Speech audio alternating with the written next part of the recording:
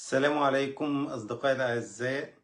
والحقيقة إحنا مع بعض الفترة اللي جاية دي هنتكلم في مواضيع مهمة جدا.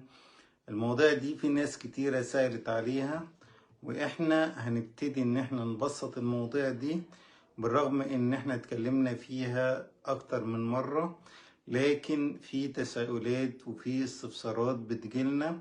علشان كده هنبتدي إن إحنا نتكلم عنها باستفاضة ونبتدي نشرحها أكتر علشان الناس تبتدي تفهم ايه الحاجات دي واهميتها والفايدة منها والتقدم اللي حصل في المجال ده.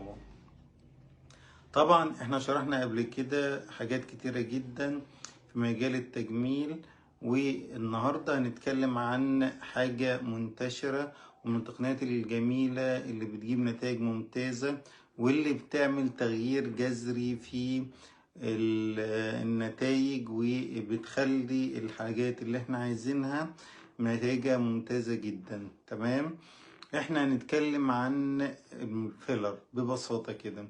والفيلر من التقنيات المهمة جدا والبسيطة واللي بيكون ليها نتائج ممتازة جدا. تمام، زي ايه؟